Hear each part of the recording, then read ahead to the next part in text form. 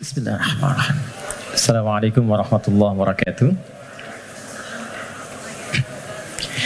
Alhamdulillah wassalatu wassalamu ala Rasulillah wa ala alihi wa sahbihi wa man walah wa ba'du. Faya ahbaballahi wa ahbaba rasulihi sallallahu alaihi wasallam, usi nafsi wa iyyakum bitaqwallahi faqad fazal muttaqun fala tamutunna illa wa antum muslimun. Faqala ta'ala يا أيها الذين آمنوا اتقوا الله حق تقاته ولا تموتن إلا وأنتم مسلمون. Teman-teman sekalian, mengawali jumpa kita di pagi menuju siang ini, kita bersyukur pada Allah Subhanahu wa taala masih diberikan kesempatan untuk bertemu, bersilaturahim dan menuntut ilmu. Semoga seluruh ikhtiar kita sampai dengan hari ini, detik ini diridhai dan dirahmati oleh Allah Subhanahu wa taala. Saya berusaha secepat yang mungkin saya lakukan untuk bisa sampai di sini dan memulai kajian kita. Kita akan menyambungkan dengan materi di pertemuan yang lalu. Tema kita hari ini secara singkat dan cepat kita akan bagi pada dua sesi. Yang pertama kita akan bicara tentang kunci cepat kebahagiaan dalam Al-Quran. Ya, shortcut bahagia itu seperti apa ditunjukkan oleh Allah di dalam Al-Quran. Kemudian setelah itu kita akan coba agak lebih banyak untuk berdiskusi. Barangkali ada beberapa hal yang ingin kita diskusikan, tanya jawab, saya bertanya, Anda menjawab, atau sebaliknya. Baik, mudah-mudahan sisa waktu yang ada bisa kita maksimalkan. Setiap kita tidak akan luput dari persoalan, seperti yang dibahas di pertemuan lalu. Dan ingat kuncinya, tidak ada manusia yang hidup yang tidak mengalami persoalan, yang tidak punya masalah. Itu mustahil. Quran surah kedua ayat 155 sampai 157. Allah menegaskan, saya sedikit menyingkat apa yang telah dibahas di pertemuan lalu. Walanabluwannakum bisyai. Setiap yang hidup pasti aku akan uji dengan beragam ujian kehidupan. Perhatikan cara menerjemahkannya. Untuk meningkatkan kualitas hambaku melalui ujian itu. Jadi, posisikan ujian adalah sebagai tes dari Allah yang menjadi fasilitas bagi kita untuk meningkatkan kualitas kehidupan. Itu poinnya. Ragamnya kata Allah bisa banyak. Minal khauf, kadang ada kegelisahan, kekhawatiran akan apapun. Kekhawatiran di rumah tangga, kekhawatiran di pekerjaan, kekhawatiran di kehidupan sosial, dan lain sebagainya. Wal ju', rasa lapar, apapun bentuknya. Wa naqsim minal amwal, harta berkurang. Ada hal-hal yang biasa kita nikmati menjadi tidak kita dapati. Wal anfus, diuji dengan penyakit, sampai ada yang menggoncang jiwa, bahkan sebagian kerabat mungkin yang paling dekat dengan kita meninggalkan kita dan wafat. Wathamarat, ada hasil kerja keras yang telah kita titi sekian lama ternyata diambil oleh orang lain. Wabasyiris sabirin, dan berikan kabar gembira. Ternyata desain ujian itu akhirnya kebahagiaan. Jadi kalau kita menjalani semua apa yang Allah ujikan kepada kita itu dengan benar, itu endingnya itu bahagia. Endingnya kebahagiaan, kenyamanan, ketentraman, kedamaian. Jadi desain yang kedua, masalah kehidupan itu disiapkan oleh Allah, bukan ingin membuat kehidupan seorang hamba bermasalah, tapi untuk satu, meningkatkan kualitas kehidupannya. Yang kedua, menghadirkan kebahagiaan sejati yang mengiringi aktivitas hidupnya. Untuk logika yang pertama, supaya mudah dipahami, bukankah setiap anak-anak kita yang belajar di sekolah harus melewati ujian sebelum dia lulus? Bukankah ujian itu parameter untuk menguji kenaikan kualitas pengetahuannya? Maka hukum ini, kaidah ini, logika ini tempatkan pula dalam ujian yang Allah berikan kepada kita. Anggaplah kita menjalani aktivitas kehidupan dan memang itu nyata adanya. Lalu ada tantangan yang dengan itu akan meningkat keadaan diri kita. Bertambah kesabaran, bertambah mentalitas, Semakin keluar air mata, semakin siap kita menghadapi tantangan berikutnya, dan sudah tidak ada air mata lagi yang dikeluarkan karena sudah melewati batasnya. Kemudian akhirnya kebahagiaan. Nah, kita baru bicara tentang awal dan tengahnya di pertemuan lalu. Gimana menuju akhir dengan bahagia itu? Memanage satu persoalan yang orang lihat dengan masalah, kita melihatnya sebagai jalan menuju kebahagiaan. Oke, itu cara pertama untuk kita menyikapi terlebih dahulu. Jadi memosisikan persoalan kehidupan apapun bentuknya. Ya. Kadang selalu disebutnya dengan masalah gitu kan. Padahal Allah menyebutnya dengan tes, ujian.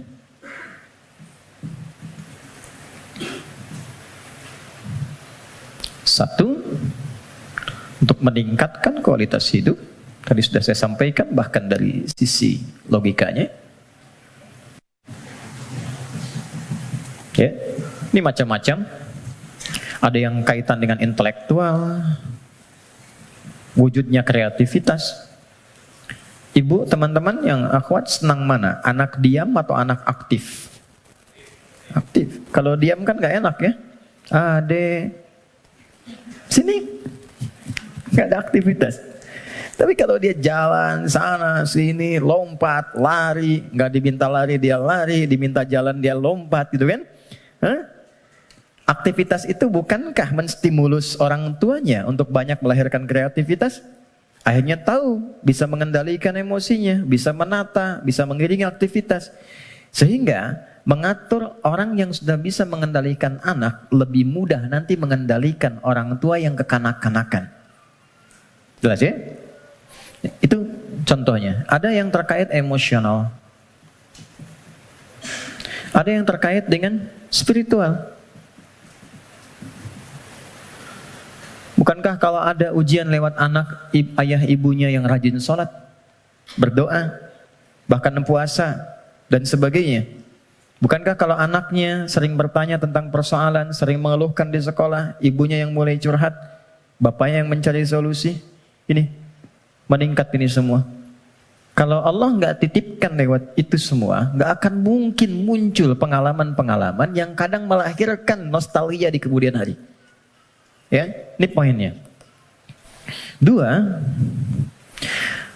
dan ini pasti sifatnya, apalagi di rumah tangga. Saya tanya sebentar, siapa yang ingin rumah tangganya sakinah? Semuanya ya. Dan sakinah itu babnya adalah masalah. Karena sakinah itu ketenangan yang lahir setelah tuntas persoalan itu diselesaikan.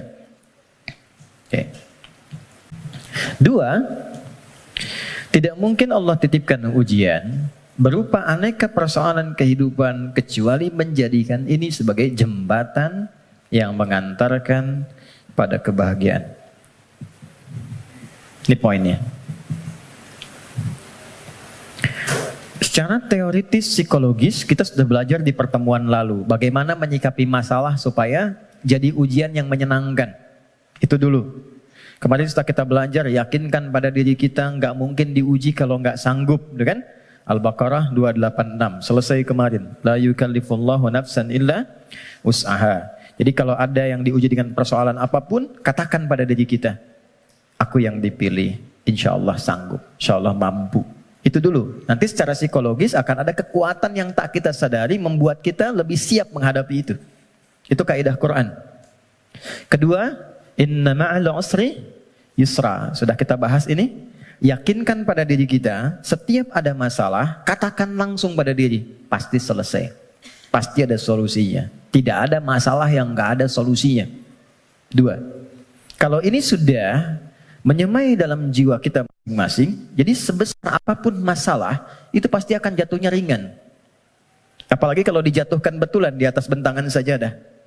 Kan? Itu lebih indah. Itu yang dimaksud Quran surah 12 ayat 85. Innama ashku bathi wa huzni ilallah. Kata Nabi Ya'qub, aku tuh kalau ada masalah, curhatnya sama Allah. Bukan di media sosial. Dan tidak menyelesaikan persoalan. Anda bikin status, aku nggak menduga ternyata dia begitu. Ya? Tapi nggak ada solusinya gitu. Ya, nggak ada solusinya. Nah sekarang, Apa yang tadi kita uraikan telah tuntas kita bahas di pertemuan lalu. Silahkan dilihat kembali, di review videonya. Sekarang kita akan masuk ke sini. Bagaimana memanage persoalan menuju jalan menuju kebahagiaan. Teman-teman, setiap orang yang diuji ada masalah pasti butuh solusi. Dalam bahasa Al-Quran, solusi itu dikenal dengan makhraj namanya. Apa namanya? Makhraj. Pernah dengar makharijul huruf? Oke, makharij itu jamak dari kata makhraj. Makhraj. Makhraj itu jalan keluar. Jadi kalau teman-teman misalnya umrah atau haji, ada lewat jalan di atasnya tulisannya makhraj, jalan keluar. Exit, kan? Nah, di dalam Al-Quran, setiap orang yang diuji dengan persoalan kehidupan, itu fitrahnya sudah pasti menginginkan jalan keluar. Ini saya pengen keluar, ini bahasa kiasan. Ini ada tempat penuh dengan masalah, saya pengen keluar. Apa jalan keluarnya? Apa makhrajnya? Kalau kita keluarkan ayat-ayat terkait dengan solusi dari setiap persoalan yang endingnya kebahagiaan, maka kita akan temukan satu. Quran, surah ke-65. Kita mulai dengan basicnya Quran dulu ya, supaya nggak bisa didebat gitu. Kalau teori manusia kan bisa didebat ya, tapi siapa yang mau mendebat firman Allah? Jadi saya mulai dengan Quran, hadis. Jadi kalau hadisnya didebat, Anda mendebat Rasulullah gitu. Baik, oke. Quran surah 65 ayat surah At-Talaq. Akhir ayat kedua, di akhir ayat kedua, di awal ayat ketiga. Dan nanti indahnya kenapa ditempatkan di surah At-Talaq. Ya.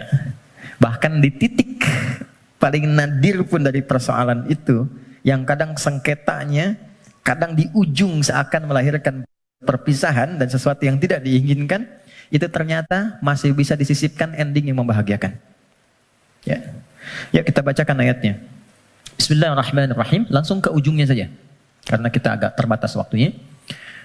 Wa may yattaqillaha yaj'al lahu makhraja. Satu. Oke.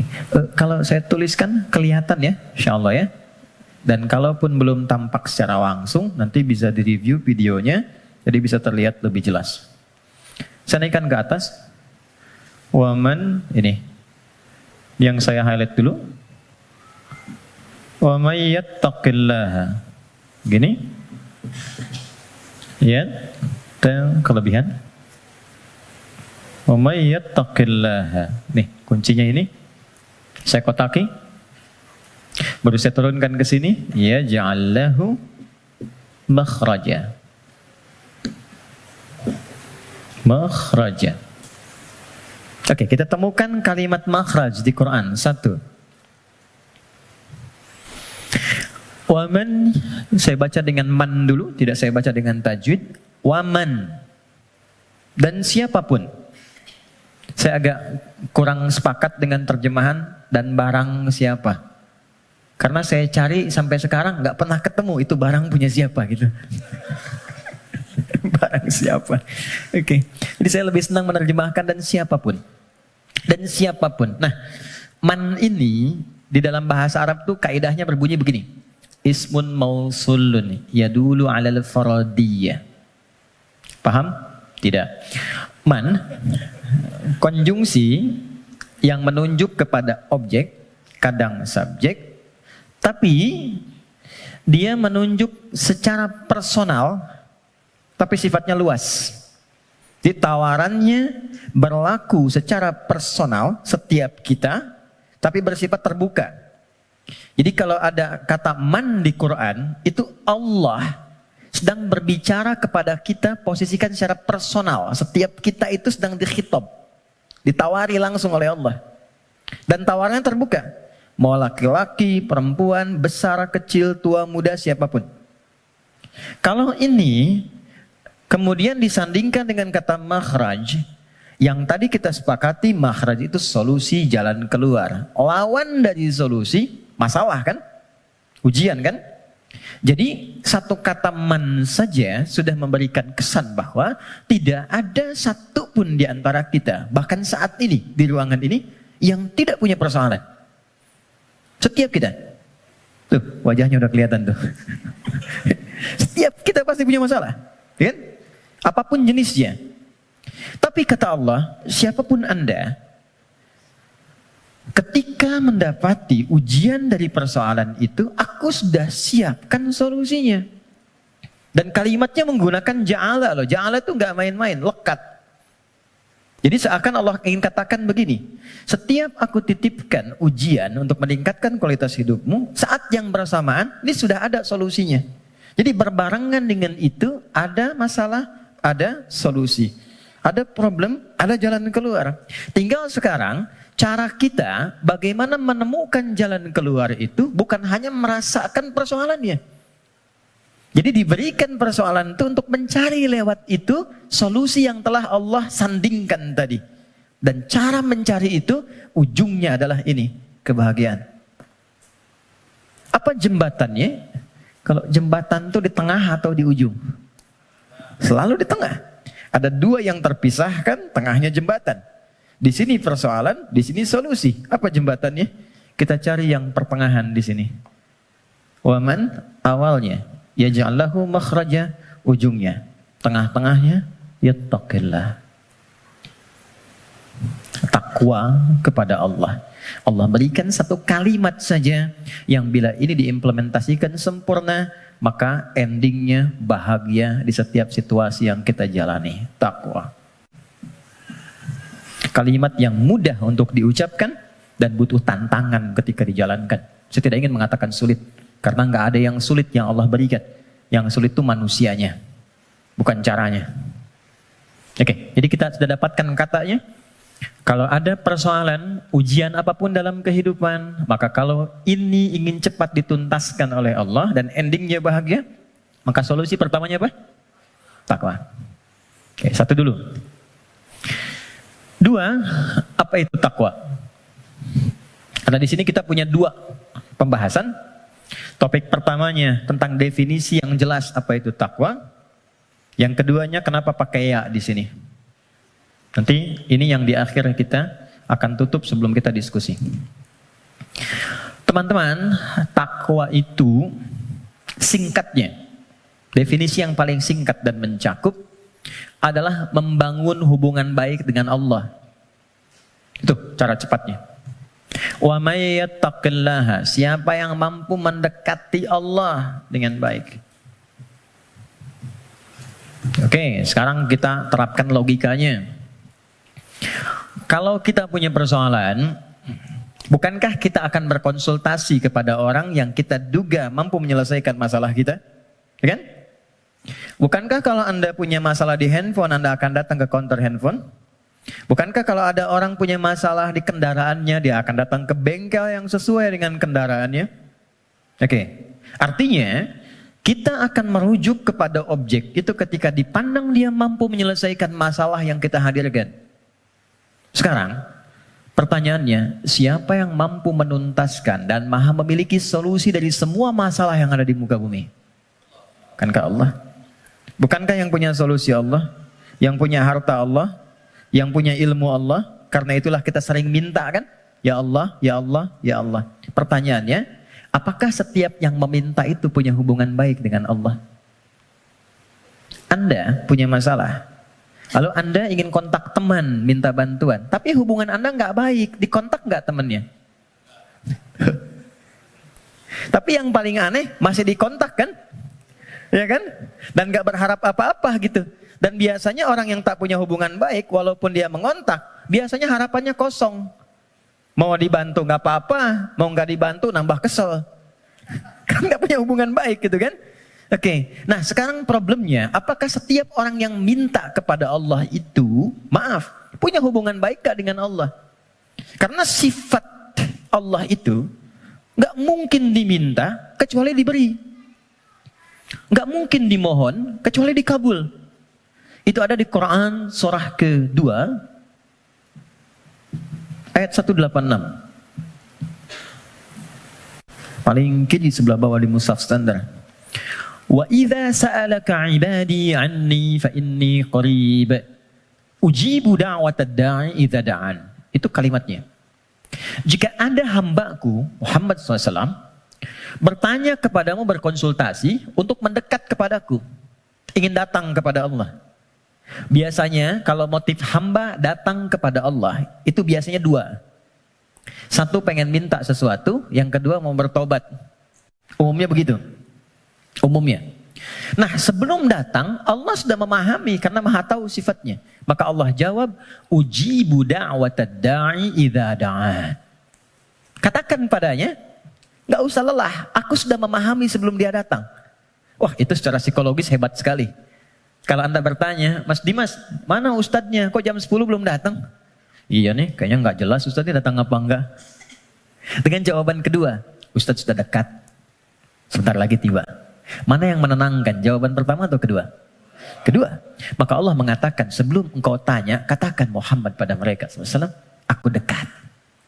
Setelah itu apa? Aku akan kabulkan apapun yang hambaku minta, sepanjang itu maslahat untuknya. Jadi setiap permohonan itu dikabul. Dan jawabannya menggunakan ya.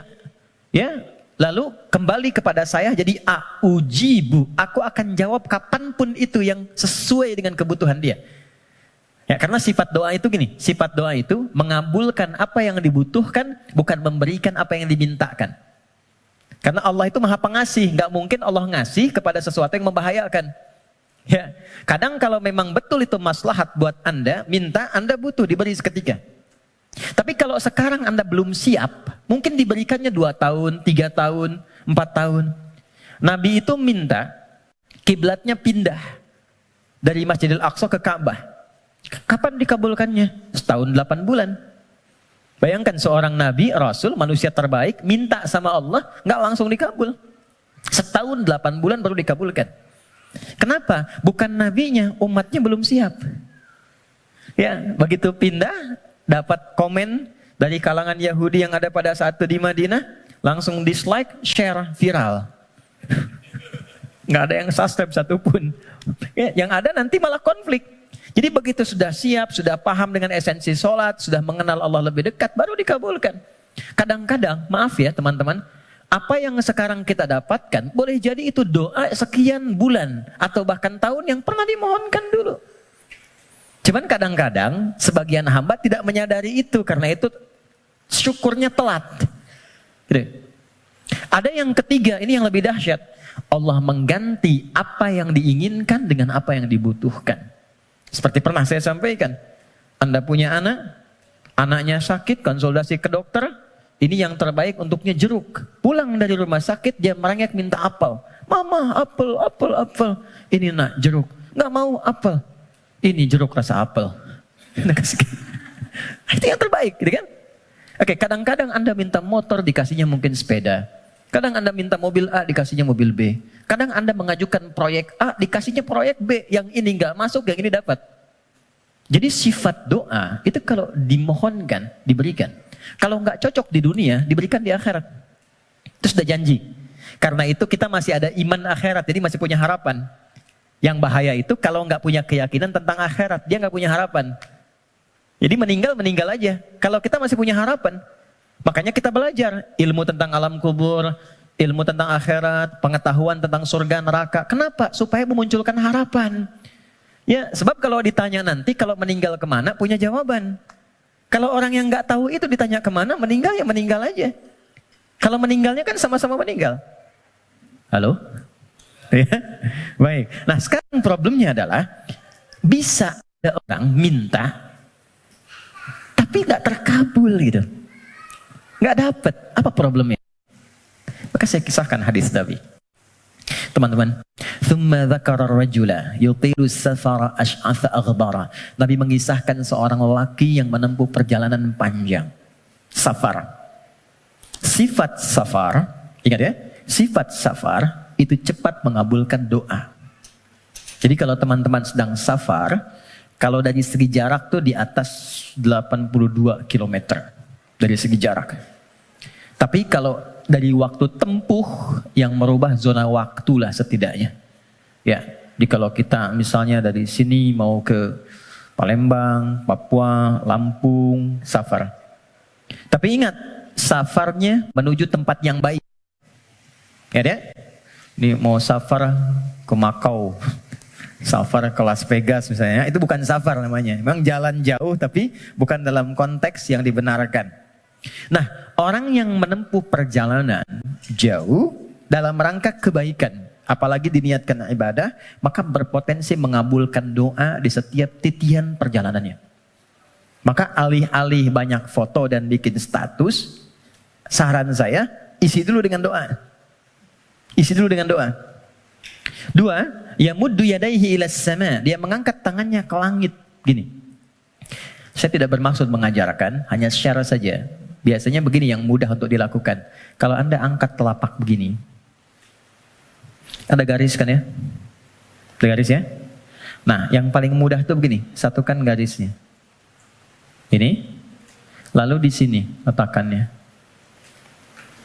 Nanti ada babnya, semakin tinggi dan luas permohonan, biasanya semakin diangkat, semakin terbuka. Seperti doa istisqa, minta hujan. Doa istisqa itu begini. Nanti ada di khutbah Jumat, misalnya khatib begini. Ya, sebetulnya tidak diatur secara spesifik, yang penting ngangkat. Tapi umumnya riwayat mengatakan ngangkat dekat ke dada. Saya yang praktekkan begini. Nah, singkatnya, hadis sahih mengatakan, orang yang mengangkat tangan dengan berdoa, itu lebih cepat intinya dikabulkan dibandingkan dengan yang diam. Innallaha hayyun karimun. Allah itu maha mulia dan sangat merasa malu kalau seorang hamba mengangkat tangannya tidak dikabulkan doanya. Itu jawaban dari Nabi kepada seorang sahabat yang bertanya, "Ya Rasulullah, kalau ada seorang hamba mengangkat tangan dan memohon kepada Allah, apakah dikabulkan?" Kata Nabi, bagaimana menurutmu jika ada temanmu minta kepadamu sambil menengadahkan tangannya begini? Ya, Mas Andrian, tolong sesuap nasi aja. Kalau nggak ngasih malu kan? Maka kata Nabi, Allah lebih malu karena sifat rahimnya, lebih malu kalau hambanya mengangkat tangannya lalu dia tidak memberinya. 2. 3, ini kunci cepat. Fayaqulu ya Rabb, ya Rabb. Lalu dia bermohon dengan al-asma'ul husna. Cara ketiga, kalau doa ingin cepat dikabulkan, mulai dengan al-asma'ul husna. Enggak perlu semuanya. Pilih satu nama yang sesuai dengan permohonan yang kita ajukan. Contoh, Allah punya berapa nama? Ya, yang dihitung 99. Itu yang disebut dengan Al-Asma'ul Husna. Quran surah ke-17 ayat 110. Ulidu'ullaha. Kalau engkau punya persoalan, kata Allah sebut namaku minta. Awid'ur Rahman. Sebut namaku sang pemberi tanpa batas. Maha kasih yang luas. Ayyamma tad'u. Tapi kalau engkau ingin spesifik, falahul asma'ul husna. Pilih satu nama yang sesuai dengan kebutuhanmu. Contoh, Anda minta untuk dilapangkan rizki. Sebut ya Allah, Allahnya dulu. Allah. Ya Razzaq. Ya Allah, ya Razzaq. Ya Allah sang pemberi rizki. Anda belajar atau anak Anda belajar, ingin diberikan keluasan ilmu. Ya Allah, ya Alim. Pilih salah satu. Nabi Zakaria ketika bermohon kepada Allah, manusia itu berkata, kamu punya keterbatasan, gak mungkin punya keturunan. Maka beliau menyebut nama Allah sang pemberi tanpa batas. Namanya Ya Wahhab. Disingkat dengan Hab. Ya, Wahhab. Banyak persoalan ingin dikuatkan kesabaran. Ya Sabar. Ya, jadi kalau Anda mau minta, gak harus semua disebut. Nanti yang gak ada, jadi ada. Ya Allah, ya Razak, ya Alim, ya Sabar. Tadinya gak punya masalah, Anda malah punya masalah gitu kan. Oke. Dia menyebut ketiganya. Jadi dia mengatakan ya Rabb, nama puncak untuk pemberian dengan sifat rububiyah. Dia safar dan orang ini mengangkat tangan. Apa kata Nabi? Anna yustajabu lidzalik. Ini susah doanya dijawab. Gimana bisa terjawab?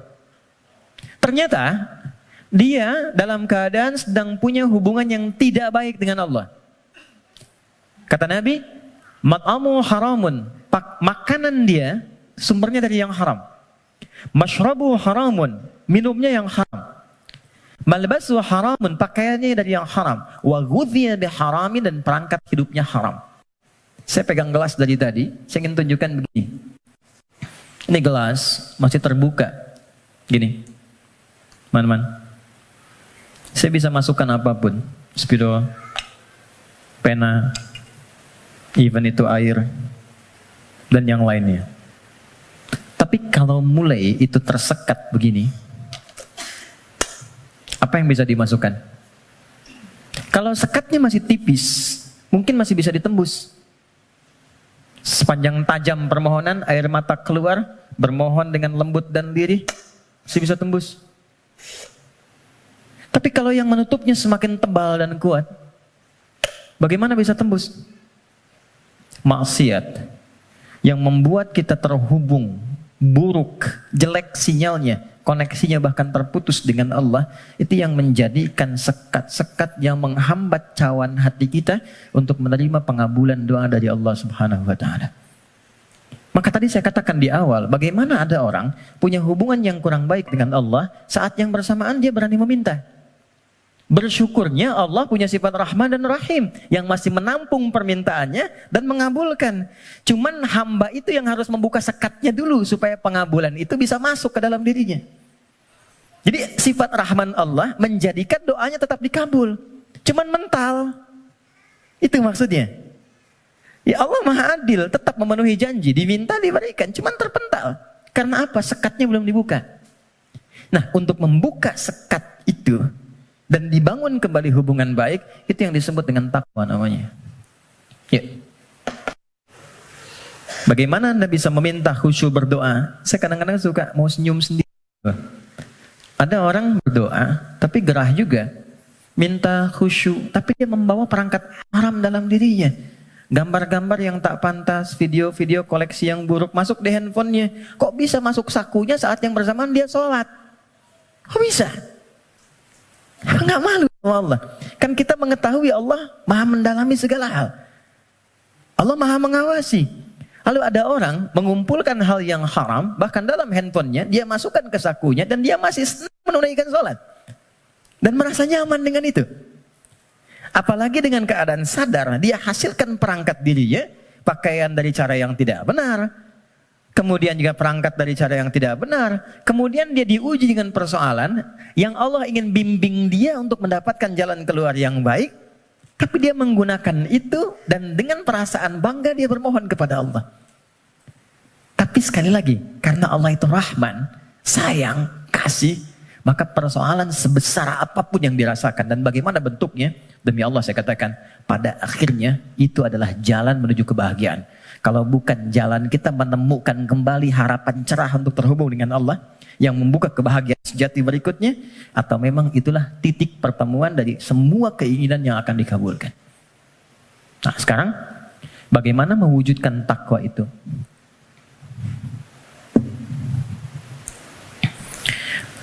Teman-teman, halo? Kenapa serius begitu? Tenang ya, tenang. Nah, baik. Sekat ini terhambat karena ada penyebab. Penyebabnya yang paling pokok nafsu. Nafsu. Nanti itu yang diprovokasi oleh setan untuk mengeluarkan bisikan-bisikan yang buruk. Nafsu itu setidaknya disebutkan dalam Al-Quran kurang lebih sebanyak 115 kali. 115 kali. Oke. Nah, jadi kita harus mencari kata takwa dalam Quran yang disandingkan dengan nafsu. Kata takwa itu dengan semua derivasinya disebutkan dalam Al-Quran 240 kali. Dan yang bersanding dengan nafsu itu 115 kali. Masya Allah. Tadi masih ingat? Siapa yang menggerakkan nafsu manusia untuk berbuat keburukan? Setan kan? Setan disebutkan 88 kali dalam Al-Quran. Saya ulang. Siapa yang menggerakkan nafsu manusia untuk berbuat keburukan? Kok begitu sekali melihatnya? Setan disebutkan sebanyak 88 kali dalam Al-Quran. Saat yang bersamaan, kita pun diberikan oleh Allah itu perangkat takwa. Lawan dari nafsu. Quran surah 91 ayat 7 sampai 10. Wa nafsin wa ma sawwaha fa'alhamaha fujuraha wa taqwaha. Yang fujur itu nama lain dari nafsu. Takwa itu bagian ya tertentu dari tubuh kita sebagai gambaran nilai kebaikan. Nah, yang mensupport takwa itu malaikat. Pernah nggak merasakan begini? Ketika azan berkumandang, Allahu Akbar, cepat sudah azan, siap-siap. Pernah merasakan itu? Nah, itu yang bisikan malaikat. Pernah nggak ada bisikan begini? Ketika misalnya melakukan satu perbuatan atau terfikir untuk berbuat yang tidak benar, ingin berdusta pada pasangan, hati kecilnya mengatakan jangan lakukan, itu nggak benar. Pernah ada begitu? Itu bisikan malaikat. Teman-teman, malaikat disebutkan dalam Al-Quran sebanyak 88 kali.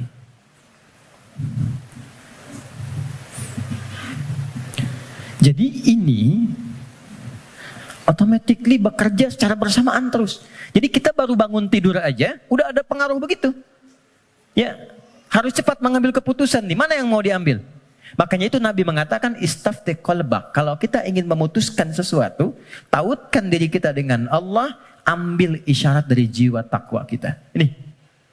Dari 115 kali ini yang disandingkan dengan nafsu, maka keluarlah di situ rumusan-rumusan amal soleh, ibadah yang menjadi jalan sekaligus jembatan yang menghubungkan kita dengan Allah. Apa diantaranya? Jazakallah khair. 2, 3, 4. Ya, kita pelan-pelan ya. Buka Quran surah kedua. Ini bagian terakhir kita untuk materi pengantar. Surah Al-Baqarah. Oke. Ayat 1 sampai 5. Quran surah 2, Al-Baqarah ayat 1 sampai 5. Ayat 1-nya pembuka, ayat 2 sampai 4 itu jembatan takwanya, ayat 5 adalah ending kebahagiaannya. Oke. Ya, kita mulai. Pembukanya Allah sampaikan Alif Lam Mim. Aku akan berikan informasi dari firman-Ku yang mudah untuk dipahami, mudah untuk dibaca, mudah untuk diamalkan, semudah engkau mengucapkan Alif, Lam, dan Mim. Alif yang keluar di lisan, A dari rongga di sini, Lam sampai di lidah, Mim sampai di bibir. Semudah engkau berucap, semudah itu pula Quran bisa dibaca, dipahami, dan diamalkan. Dzalikal kitabu la raiba fi. Tapi engkau mesti yakin, kalau ingin mendapatkan manfaat dari Quran ini, engkau mesti yakin tanpa ragu terhadap apa yang akan aku sampaikan dan mengamalkan apa yang aku bimbingkan di dalamnya. Teruskan. Dzalikal kitabu la raiba fi hudal lil muttaqin. Isi Al-Quran aku telah siapkan menjadi pedoman kehidupan, petunjuk hidup untuk semua kegiatan yang mengiringi bagi orang takwa. Muttaqin itu jama' dari kata taqi. Taqi itu satu orang. Quran surah ke-19 ayat 12 sampai 15. Ya Yahya khudhil kitaba biquwwah wa atainahu al-hukma sabiyya wa hananan min ladunna wa zakatan wa kana taqiyya. Jadi kalau taqi satu orang. Ya.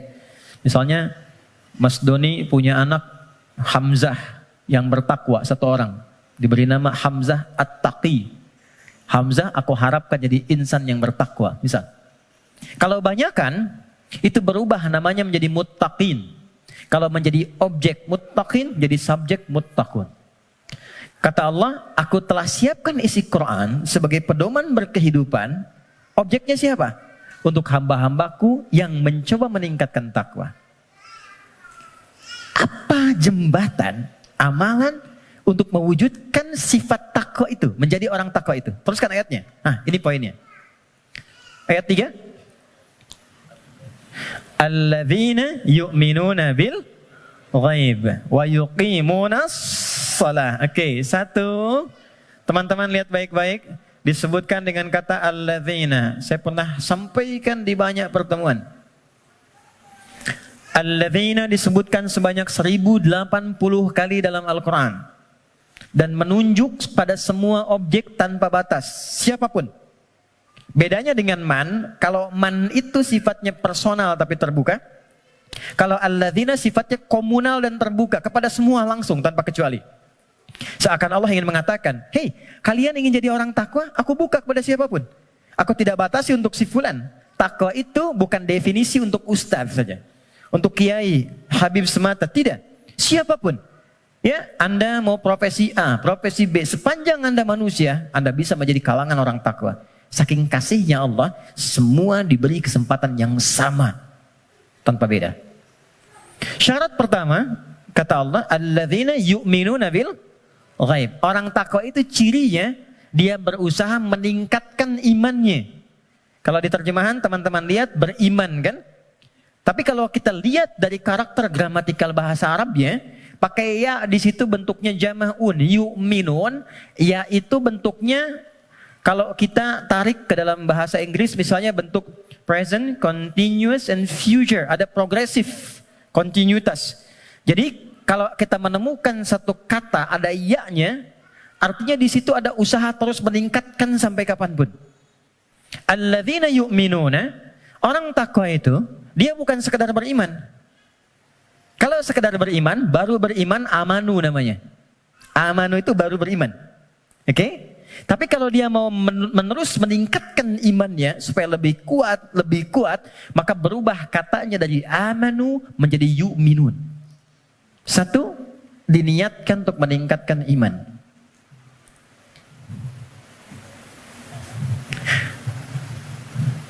Ilustrasinya begini. Tadi subuh jam berapa? 4 lewat berapa? 4 lewat 8. Ada lagi yang lain?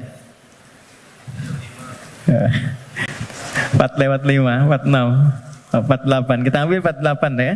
4 lewat 8. Allahu Akbar, Allahu Akbar. 4 lewat 8. Begitu dipanggil, Allahu Akbar, Allahu Akbar, bangun. Sadar ada panggilan, siap-siap untuk menunaikan salat. Jam lewat 8 dipanggil, jam 4 lewat 8 bangun. Itu namanya iman standar.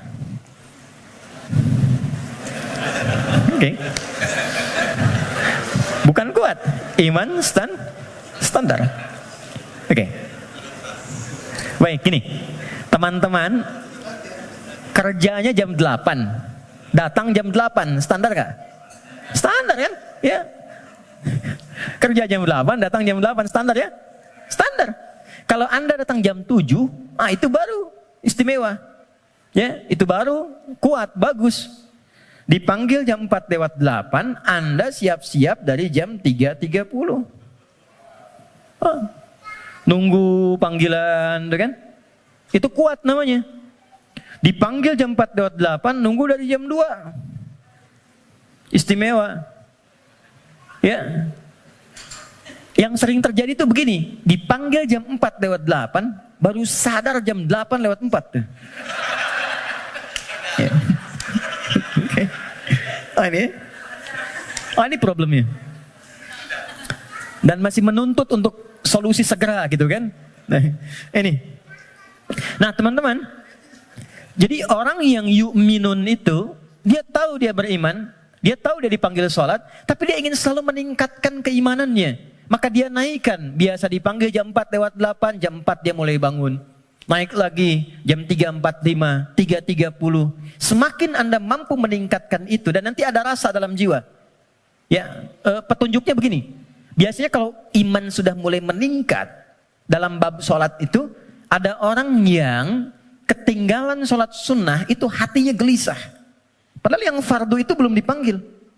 Karena biasa tahajud, subuh 4 lewat 8, dia bangun jam 4 lewat 5. Lalu ketika dia lihat jam, ya Allah terlambat saya. Padahal subuh aja belum. Nah itu jadi akan melahirkan satu getaran pada jiwanya, yang bahkan memosisikan ibadah sunnah itu kehilangan, jadi sesuatu yang sangat mahal. Kalau yang ini yang standar, atau ini yang di bawah standar, kadang-kadang terlambat sholat fardu pun biasa aja.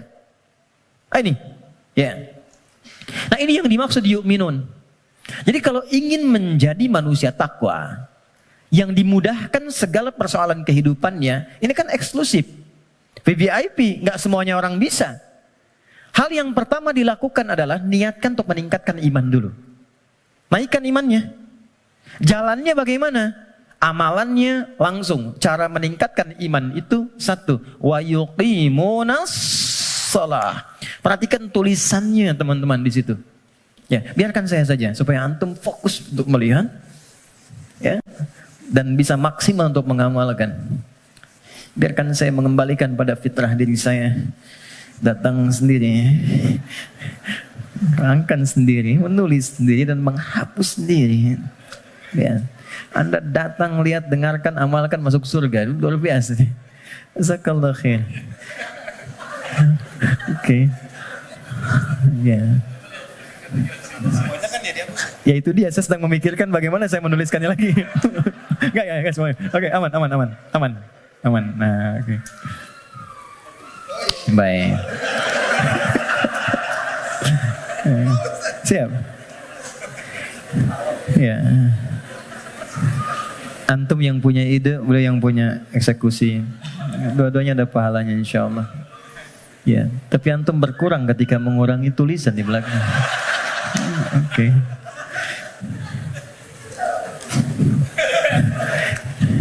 Satu, sholat. Ya, sebentar. Oke. Coba lihat di mushafnya, tulisannya mesti begini. Nah, harus begini. Yuqimunas sholata. Enggak boleh beda. Harus begini. Karena nanti ada yang begini. Gini. Ada yang begini. Salawat.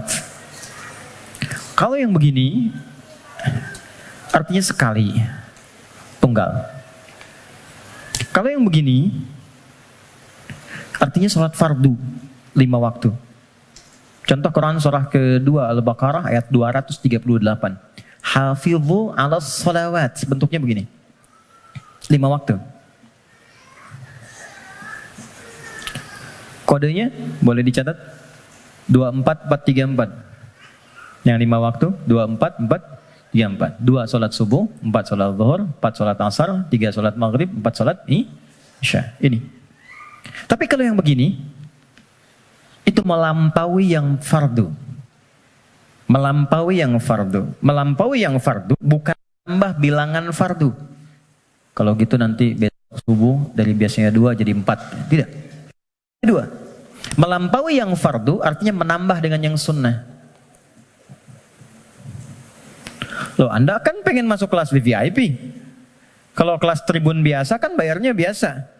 Nontonnya kan biasa. Ya kan? Tapi kan permintaannya pengen yang spesial. Kalau pengen spesial, ibadahnya pun harus selaras dong. Harus adil, harus sama, harus spesial juga. Makanya tingkatkan dari sekedar yang fardu. Kalau kita ingin membangun jembatan takwa mulai saat ini, maka coba sekarang keluarkan menu-menu sholat sunnah apa saja yang bisa dilakukan. Jangan terlalu ekstrim dulu. Yang penting tahu dulu. Misal, yang siang ada apa saja? Kita mau masuk sholat zuhur misalnya. Sebelum zuhur itu ada sholat sunnah. Ada 4 rakaat. Bisa dibagi 2. 2 rakaat, 2 rakaat. Kalau nggak sempat waktunya untuk 4, bisa 2. Hadis Ibnu Umar. Sebelum asar ada 4 rakaat. Rahimallahu mra'an shalla qabla al-'asri arba'an. Misal, salat mutlak. Malam misalnya ada tahajud. Kita ingin coba bangun tahajud. Nggak usah yang tinggi-tinggi dulu. 2 rakaat aja dulu.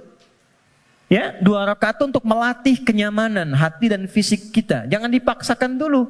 Malam ini 11, besoknya berhenti. Ya. Dan nggak usah panjang-panjang dulu. Saya selalu mengatakan kalau pengen tahajud dimulai, maka mulai dengan 2 rakaat tahajud, 1 witir. Ya, dan gunakan surah paling favorit yang bisa kita ucapkan, kita bisa bacakan. 3 kul kan? Dari wajahnya tuh kelihatan. Rakaat pertama, qul a'udzu birabbil falaq, al-falaq. Ya kan? Antum kan enggak jauh dari al-asr, an-nasr, al-kautsar, al-falaq, an-nas, al-ikhlas. pada ikhlas semua tuh. An-Nas. Tutup witir dengan 1 rakaat Al-Ikhlas. Ikhlas, Bang. Saking ikhlasnya cuma 1 gitu ya.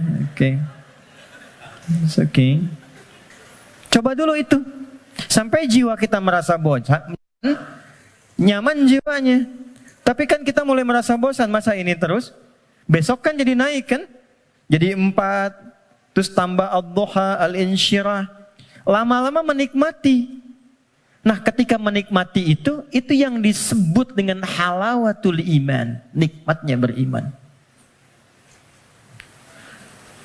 Sudah pengen pindah surat. Kalau para penghafal Quran tuh adik-adik RKM biasanya murajaah. Al-Baqarah, Ali Imran, An-Nisa, biasa. Tapi kalau sudah paham esensi tahajud, yang dibaca itu kadang, kalau sudah mengerti, surat yang sesuai dengan kebutuhannya. Itu tingkat tertingginya. Misal, sedang ada persoalan yang berat ke jiwa. Nggak harus tinggi-tinggi. Baca rakaat pertama ad-duha, kedua al-insyirah. Kita nggak harus tinggi-tinggi. Dan kita merasakan itu. Pengen membangun hubungan baik dengan Allah, pengen taubat gitu kan. Pengen mendekat, pengen jadi ahli surga. Baca surat Az-Zumar misalnya. Pengen husnul khatimah, bacakan surah Al-Fajr misalnya. Ya, akan di penghujung ayatnya, ayat 27 sampai dengan ayat 30. Ya kan? Sampai terasa kenikmatannya. Itu yang dimaksud dengan wa yuqimunas shalah. Dan tunaikan dengan khusyuk, dengan merasakan itu. Ya, ini poinnya. Jadi untuk menjadi orang takwa, amalan pertamanya apa? Salat. Untuk itulah ia disebut salat, dari kata silah asalnya. Silah. Dari kata wasala yasilu wusulan wasilatan. Wasalatu sampai, ibadah yang menyampaikan hajat kita kepada Allah disebut dengan salat. Karena itu semua isinya doa. Silah, kalau teman-teman bikin simpul yang kuat talinya begini sehingga sulit dilepaskan, gini, disebut dengan silah namanya. Hubungan erat yang sulit dilepaskan. Pernah dengar silaturahim? Kenapa disebut silaturahim? Karena ketika Anda kumpul, terhubunglah ya satu hubungan chemistry, perhatian yang itu nggak lepas saat pulang. Jadi silaturahim itu wujudnya bukan saat kumpul. Kalau kumpul Anda menyapa, wajar orangnya ada. Kalau kumpul Anda tersenyum, wajar temannya ada. Silaturahim itu ketika Anda pulang, Anda masih ingat kawan Anda dan Anda doakan dia. Anda sapa dia. Anda berikan apa yang sanggup Anda bisa sampaikan. Saya diajarkan pada guru kami saat selesai belajar dan siap untuk mengajar. Pesan guru saya waktu itu, nak, kalau engkau mengajar siang hari, tatap yang mampu engkau tatap dari orang yang belajar itu. Sampaikan dengan tulus, malam kau bangun, kau sholat minta sama Allah. Bayangkan orang-orang kau tatap itu. Mintakan ya Allah mudahkan urusan hidupnya, sehatkan mereka, bahagiakan mereka, tanamkan kedamaian dalam jiwa mereka. Mudahkan mereka untuk memahami apa yang dipelajari. Itu yang menjadikan ilmumu akan bermakna. Gitu. Dan jangan pernah mencari dunia. Karena Allah pasti akan cukupkan. Itu pesan guru kami. Bedakan ketika teman-teman punya anak, kemudian belajar, Anda bayangkan wajahnya. Anda bayangkan keceriaannya. Anda mohonkan kemuliaan kepada Allah. Rasanya akan lain. Gitu. Nah, menyambungkan sesuatu dengan kuat itulah silah. Ibadah yang melatih kita terhubung dengan Allah supaya terus tersambung di setiap situasi, itulah sholat namanya. Karena itu orang yang sukses sholatnya, maka dia akan terkoneksi dengan Allah di setiap semua kegiatannya. Itu yang dikonfirmasi di Quran surah keempat An-Nisa di ayat 103. Quran surah 4 ayat 103. Dia langsung ingat, langsung terhubung, terkoneksi. Sesuatu yang terhubung, terkoneksi, ingat disebut dengan zikir namanya. Makanya habis sholat kita zikir kan? Karena boleh jadi saat sholat banyak yang lupa, belum terkoneksi dengan Allah. Ya? Bahkan ada orang yang kata Nabi sendiri mengingatkan, hatta la yash'ural musalli kam raka'atan yusalli. Ada orang yang bahkan gak sadar berapa rakaat sedang menunaikan sholatnya. Waktu subuh tadi berapa rakaat sholat? 2 ya? Ada yang 1 loh. Ada yang 3 loh. Karena tak ingat. Lupa. Kalau lupa kan suka nggak ingat. Kan? Nah, فَإِذَا قَضَيْتُمُ الصَّلَاةَ, kalau Anda telah tuntas mengerjakan sholat, فَاذْكُرُوا. Maka sholat yang telah Anda kerjakan itu akan mengoneksikan diri Anda dengan Allah. Qiyaman dalam aktivitas berdiri. Jadi kalau orang benar sholatnya, dia berdiri itu ingat Allah. Jalan aktivitas dalam berdiri. Jalan ingat Allah. Kalau jalan ingat Allah, mau pakai kendaraan, mau jalan kaki, gak akan sombong. Karena merasa setiap aktivitas berjalannya diawasi oleh Allah. Keluar dari sini, tak akan pernah tertukar alas kaki. Keluar dari masjid, gak akan ada yang ketukar sendal. Karena ingat Allah. Mustahil orang ingat Allah, lantas dia misalnya menggunakan alas kaki orang lain. Mustahil. Ya Allah, mana? Ya Allah. Oh, ini, astagfirullah, lupa. Pakai aja. Dia pakai yang paling bagus, padahal dia ke masjid gak pakai sendal. Tuh. Sekarang kreatif, maksiat tuh udah banyak kreatifnya sekarang. Anda bayangkan, orang berbuat maksiat aja makin kreatif sekarang. Jadi kenapa Anda berbuat baik minim kreativitas? Munculkan. Fadhkurullaha qiyaman wa qu'udan wa 'ala junubikum. Maka duduk pun ingat Allah. Makanya dia bekerja depan komputer, nggak ada yang bisa menambahkan nol, merubah proyek dan sembarangan, tanda tangan di tempat yang tidak jelas. Itulah salat. Nah, ini yang saya katakan di awal, takwa itu amalannya jembatan yang menghubungkan kita dengan Allah. Tandanya sudah ada ketenangan. Jadi kalau sholatnya sudah enak, akan ada perubahan pada perilaku. Ya, tenang, nyaman, damai. Maaf teman-teman, saya ingin konfirmasi yang tadi saya sampaikan. Yang menjadikan seseorang tergerak berbuat maksiat sehingga mudah diprovokasi setan, itu apanya tadi? Nafsunya kan? Nah, nafsu itu punya dua karakter. Ketika memberikan bisikan keburukan, ammaratum bisu, Quran surah 12 ayat 53, wa ma ubarri'un nafsi innan nafsa la'ammaratum bisu, bentuknya dua. Satu, bisikan syahwat yang didorong pada perbuatan-perbuatan yang disebut dengan fahsya namanya. Fahsya itu bentuknya penyimpangan syahwat. LGBT, homoseksual, ya, pornografi, porno aksi, kata-kata jorok dan sebagainya, itu fahsya namanya. Nah, semakin bagus sholatnya, itu akan terkontrol, ditutup itu. Jadi merubah perilaku lebih baik. Tekan. Yang kedua, ada keburukan, was-was dari nafsu yang dimanfaatkan setan untuk berbuat tindakan-tindakan yang diingkari langsung oleh bagian tubuh kita. Nggak sepakat bagian tubuh kita. Biasanya nafsunya dari perut dan akal. Mencuri, merampok, gibah, bikin hoax, menipu dan sebagainya. Sesuatu yang diingkari secara langsung disebut mungkar namanya. Jadi ada fahsya, ada mungkar. Maka konfirmasi ini ditetapkan oleh Al-Quran di surah ke-29 di ayat ke-45.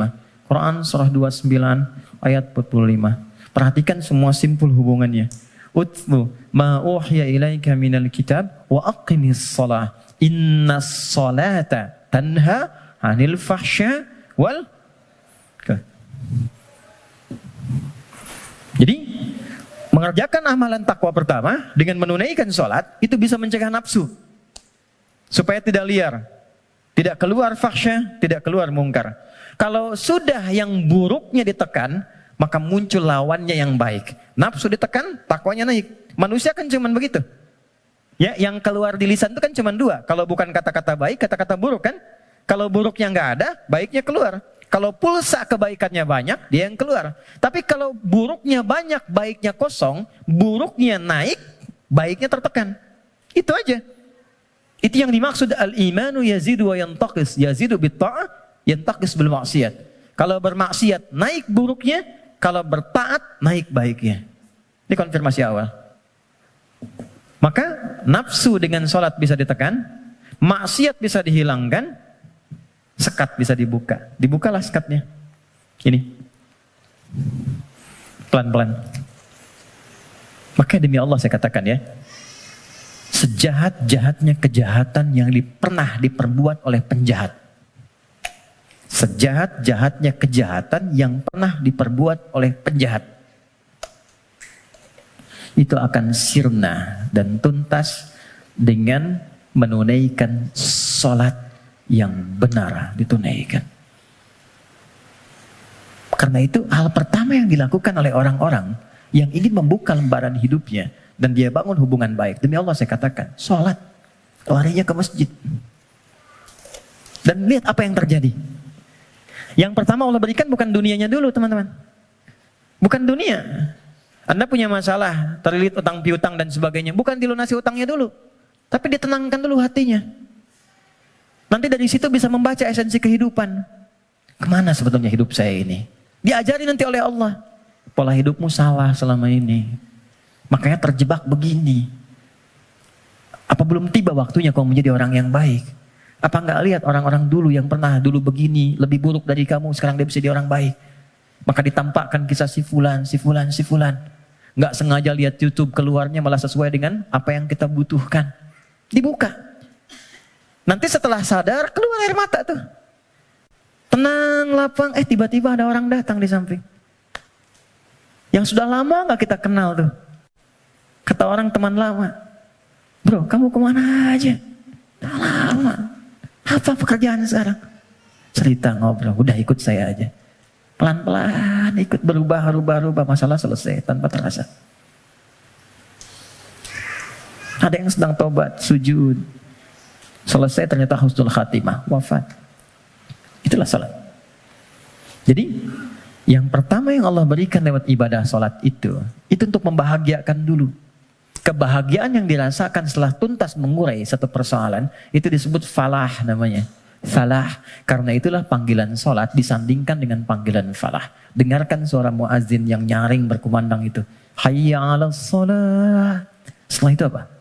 Hayya 'alal falah. Itu kalau kita memahami makna falah dengan pendekatan ini, demi Allah saya katakan, tidak ada yang paling indah kecuali kebahagiaan ketika mendengar suara muadzin itu. Itu yang menjadikan sahabat Ali bin Abi Thalib sudah gemetar ketika mendengar suara adzan. Allahu Akbar, Allahu Akbar. Sudah nangis beliau. Saking ingatnya kasih sayang Allah. Tiba panggilan yang saat didengar oleh gunung. Kalau paham gunung itu mengerti bisa hancur saking merasakan nikmatnya dari Allah. Karena saat itu ada amalan yang kalau dosa bisa diampuni, permintaan dikabulkan, masalah diselesaikan. Sholat. Kalau paham dengan ini, gak ada orang meninggalkan sholat. Yang ada pengen sholat terus. Pengen sholat. Oke, satu.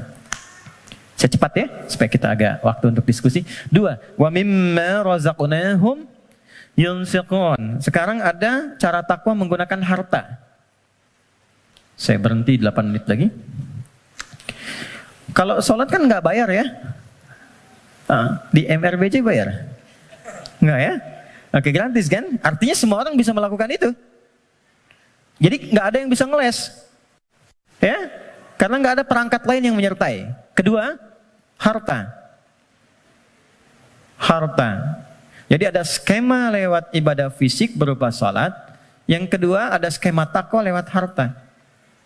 Ternyata harta itu bukan sekedar kenikmatan yang menjadikan kita nyaman dalam menjalani kehidupan dunia. Bukan semua fasilitas dunia, bukan.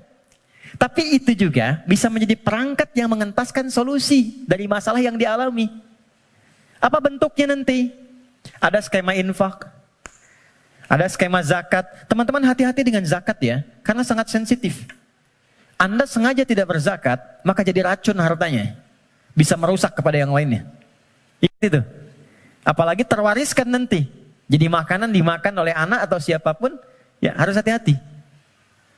Infak, itu nilainya tinggi. Infak itu bukan sekedar menghadirkan pahala yang sangat luar biasa. 700 kali lipat paling sedikit. Jangan dibatasi di situ. Al-Baqarah ayat 261.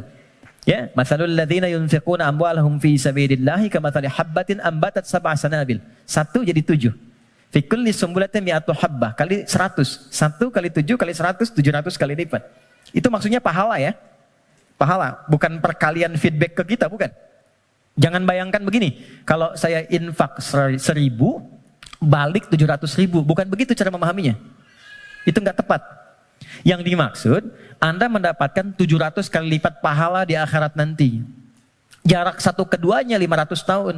2 ke 3 500 tahun. Itu di akhirat. Di dunianya dapat apa? Nah, di dunia itu pancaran keberkahan.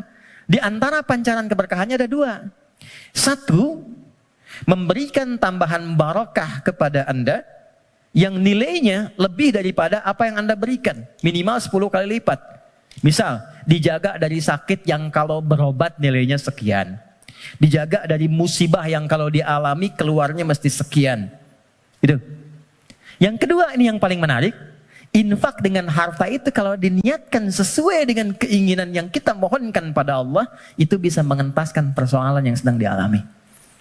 Itulah wasilah tawassul dengan harta. Rumusnya Quran surah ke-5 ayat 35. Saya pakai Quran, jadi nggak bisa dibantah.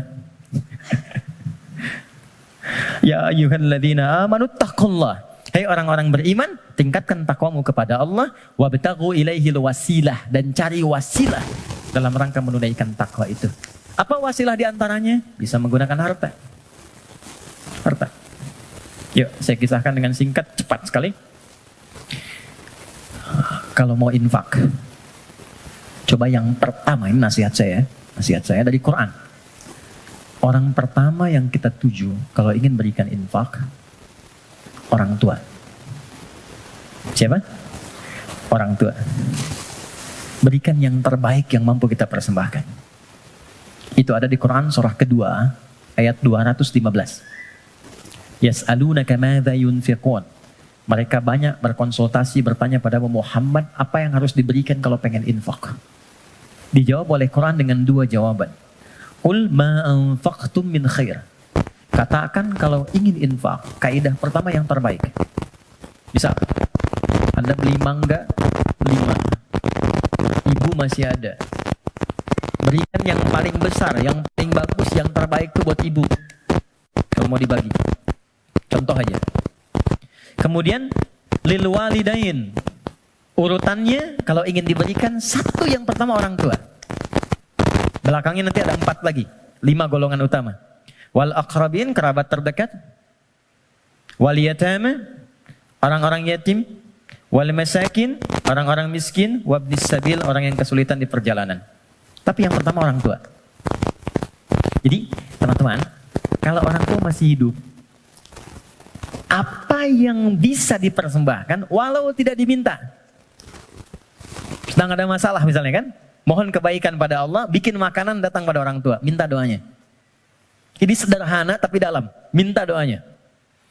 Ada kitab namanya Al-Adabul Mufrad karya Al-Imam Al-Bukhari. Dikisahkan seorang berkonsultasi pada Ibnu Abbas radhiyallahu taala anhuma, pengen taubat, dosanya banyak. Apa jawab Ibnu Abbas? Ibu masih ada enggak? Ada katanya. Udah, pulang aja, berbakti pada ibumu. Sayangi ibumu, buat beliau merasa senang terus. Nanya lagi orang ini, kenapa mesti ibu? Kata Ibnu Abbas, saya tidak pernah mendapati di Quran dan keterangan Nabi yang terbaik dari bakti kepada ibu untuk mengentaskan semua masalahmu.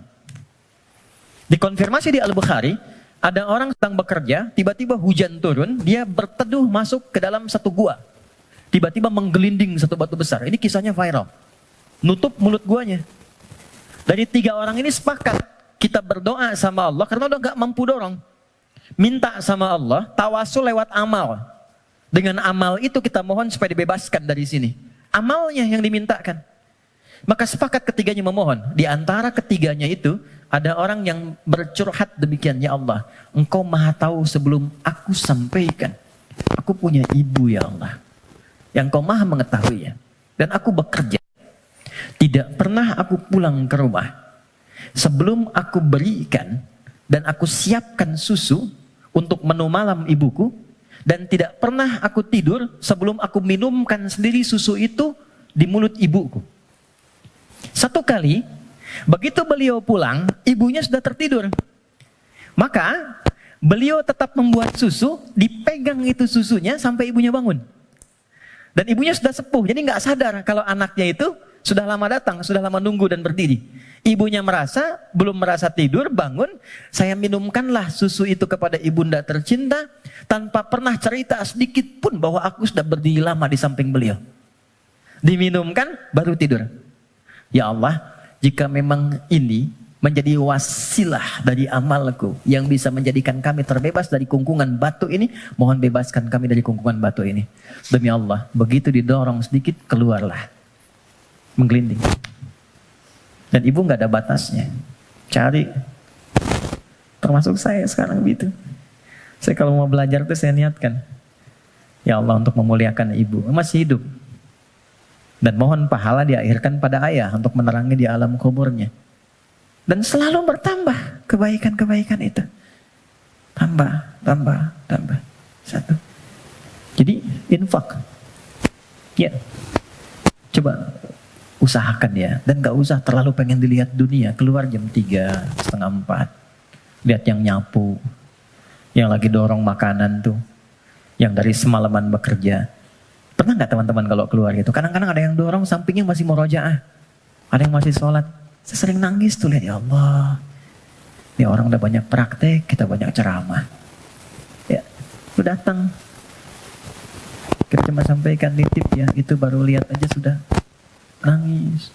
Ya Allah, terima kasih Pak. Ya Allah, mudah-mudahan Bapak rezekinya lancar ya Pak. Sehat ya Pak. Mudah-mudahan semua keluarganya baik-baik ya Pak. Itu ya Allah. Memberi sedikit tapi dapatnya banyak gitu. Itu berharga banget. Yang terakhir Quran. Walladzina yu'minuna bima unzila ilaika wa ma unzila min qablik. Nah, dekati dengan Quran. Ya, saya lihat banyak anak-anak tuh ya. Dekatkan dengan Quran. Walaupun anak-anak yang belajar Qurannya, antum akan dapat berkahnya. Akan dapat kenyamanannya, ketenangannya. Coba tuh, yang di RKM tuh, ya, yang meluangkan waktu dan sebagainya. Memang awalnya lelah, capek, tapi ketika nggak ada libur, ada yang hilang tuh. Nanti ada kenyamanan, ketenangan, kebahagiaan, apalagi pas wisuda dan sebagainya. Tapi yang paling ingin saya sampaikan, ini sudah nyata. Kalau Quran sudah ada di lingkungan kehidupan, maka rumahnya jadi cahaya, ketenangan akan datang. Saya pernah diminta kedutaan Saudi 2018 untuk menjadi Amirul Hajj. Berangkat, mimpin rombongan. Saya kira siapa hampir 500 orang. 2/3-nya anak-anak kecil penghafal Quran. Ternyata yang digendong bapaknya, ibunya, temannya, gurunya.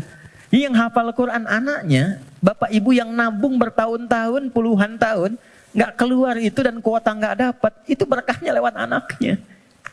Tuh. Ada di Jakarta itu di Kemang, disebut nama lah. Ada Fitra namanya. Orang mengatakan terbatas, bicara lambat, pergerakan, nggak bisa jalan, ya normal begitu. Tapi dia menghafal Quran, setoran. An-Naba berapa ayat? Yang paling menarik, Allah titipkan. Dapat hadiah umrah. Berangkat dengan ibunya. Ibu udah nabung, dah segala rupa. Gak punya biaya. Demi Allah, sampai di Madinah. Sampai di Mekah. Dari sejak Madinah sampai tawaf di Ka'bah itu, di Mekah. Ibunya gendong anaknya. Padahal sudah kami kirimkan santri dan juga mutawif untuk gendong itu. Ibunya nolak, enggak. Bu, ibu kan yang mengandungnya, udah bawa dia. Kenapa sekarang masih digendong juga? Justru saya bersyukur kepada Allah dengan adanya fitrah ini. Dialah yang telah membawa saya ke sini. Maka biarkan saya menggendongnya sebagai syukur saya kepada Allah. Ya. Jadi jangan melihat anak Anda punya kekurangan. Gak ada, anak itu semua istimewa. Jangan lihat fisiknya. Jangan lihat perilakunya. Ada keistimewaan yang Allah titipkan di dalamnya. Boleh jadi keberkahan itu di anak Anda. Solusi itu di anak Anda. Bukankah Anda kadang punya masalah lihat anak jadi tenang lagi? Pulang dari kantor lihat anak merajaah, anak menunggu, anak memanggil, Anda ceria lagi. Dekatkan mereka dengan Quran. Gak ada yang paling indah kecuali Anda pulang dari pekerjaan.